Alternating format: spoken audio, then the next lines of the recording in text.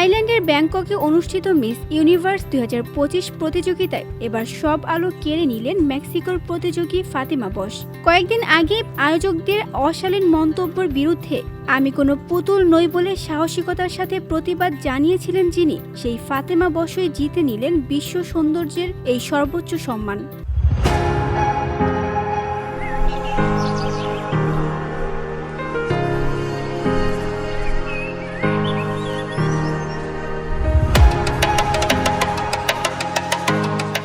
21শে November ব্যাংককের iconic মঞ্চে শুরু হয় প্রতিযোগিতার গ্র্যান্ড ফাইনাল। চূড়ান্ত পর্বে মেক্সিকোর ফাতেমা লড়াই করেন থাইল্যান্ড, ফিলিপাইন এবং আইভরি কোস্টের সুন্দরীদের সাথে। বিচারকদের দেওয়া দুটি গুরুত্বপূর্ণ প্রশ্নের উত্তরে আত্মবিশ্বাস ও দৃঢ়তার ছাপ রেখে ফাতেমা বাকি সব প্রতিযোগীদের পিছনে ফেলে দেন। ফাইনালের কয়েকদিন আগে আয়োজক নাওয়াত ইংসারা গ্রিসিলের কাছ থেকে ফাতেমা ডাম্পহেডের মতো অপ্রত্যাশিত মন্তব্য শুনেছিলেন।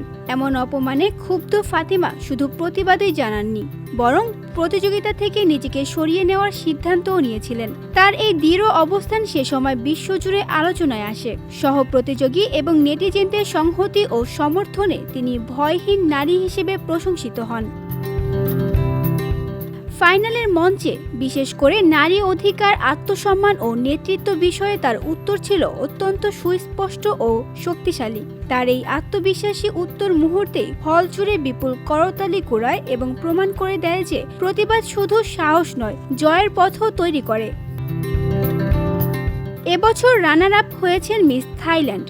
অন্যদিকে 26 বছর বয়সী ফাতেমা বশের মাথায় উঠল বহুল কাঙ্ক্ষিত মিস ইউনিভার্সের মুকুট। এটি মেক্সিকোর জন্য চতুর্থবারের মতো এই শিরোপা জয়।